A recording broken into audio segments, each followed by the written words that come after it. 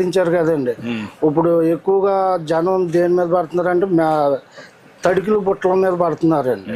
ఆ బుట్టలు తెచ్చుకుని రాజమండ్రిలో ఒకళ్ళు తయారు చేసి ఇస్తారండి మేదర్లో. అవి కూడా అమ్ముతావా? అవి కూడా అమ్ముతానండి సార్. బుట్టలు ఫ్లవర్స్ లో పెట్టుకుంటే ఇవన్నీ కూడా అమ్ముతాను సార్. అక్కడ నేను తెచ్చుకుని ఒక 20-30 లాభం చూసుకుని అమ్మేసుకుంటాను. మీ ఊర్లో అమ్ముతావా? మా ఊళ్ళోనండి. నా దగ్గరకు వస్తారండి, ఇంటికి వస్తారండి.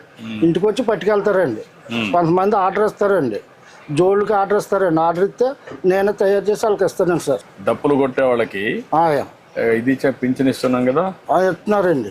ఇప్పుడు ఆ బాబతులోనేనండి అయ్యగారు. ఇది వరకు నాకు 1000 రూపాయలు ఇచ్చారండి మీ పరిపాలనలోనండి. అది ఇప్పుడు 4000 అయిందండి అయ్యగారు. చెప్పులు కుట్టిన కులముట్టి కింద నాకు ఇచ్చారండి మా అయ్యగారు. మీరే ఇచ్చారండి. అది డప్పులు కొట్టే వాళ్ళకి డప్పులు అండి.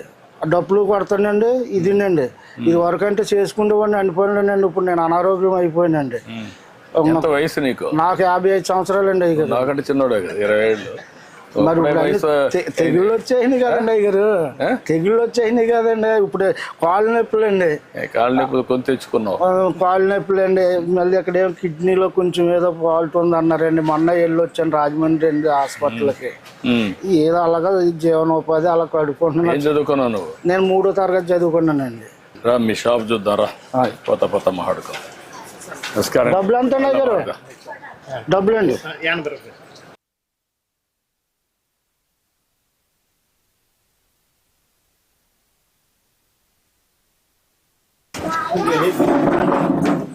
ఇప్పుడు ఏమి బెదిరింపులు ఏమి లేవు కదా?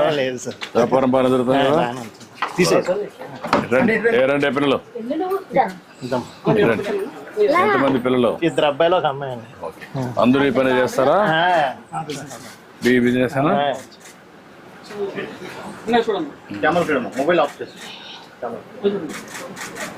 ఓకే అమ్మా, మళ్ళీ ఒకసారి మాట్లాడతా. మంచిదమ్మా తల్లి, థ్యాంక్ యూ అమ్మా. ఓకే అమ్మా, పర్లేదు ఇప్పుడే వచ్చు. లేట్ అయింది, 2 గంటలు లేట్ అయింది. Thank you. Hello, thank you అమ్మా.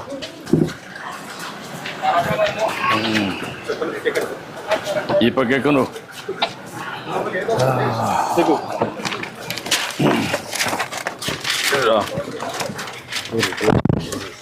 ఏంటి బస్సు ఏం చెప్పు?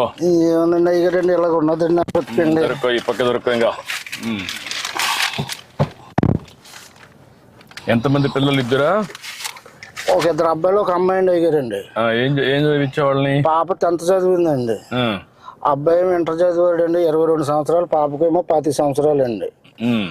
అది పెద్ద అబ్బాయి ఏమో 26 సంవత్సరాలని కొద్దిగా అనారోగ్యంగా ఉండి చనిపోయాడండి. అతను 2002లో చనిపోయాడండి. పెద్ద అబ్బాయి చనిపోయాడు? పెద్ద అబ్బాయి అండి. రెండో అబ్బాయి ఇంటర్ చదివాడండి. ఏదో ఫ్యాక్టరీలో చేసుకుంటున్నాడండి, ప్రైవేట్గానండి. ఒక 8000 అలాగే ఇస్తున్నారు. లేదండి, 22 సంవత్సరాలు అండి సార్. ఏం చదువుకున్నాడు వాడు?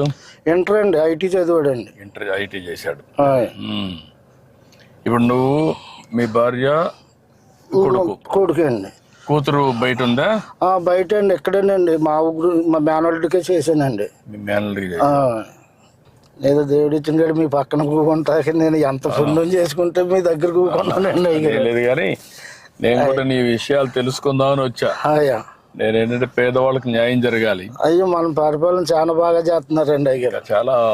చాలా అభివృద్ధిలోకి చేస్తున్నారండి. ఈ వైఎస్ఆర్ గారి పార్టీ వచ్చాక అడుగట్టుకుపోయిందండి మొత్తం. కొంత ఇబ్బంది పడావా?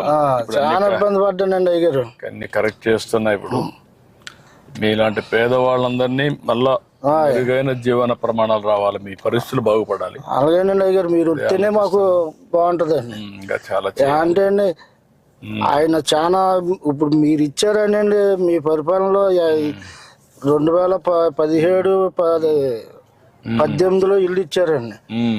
అంత కోర్టు వచ్చిందండి. నేను కొద్దిగా కట్టుకోలేకపోయానండి. అంతే, మొత్తం బిల్లు ఎత్తమే మానేసారండి ఆ పరిపాలన.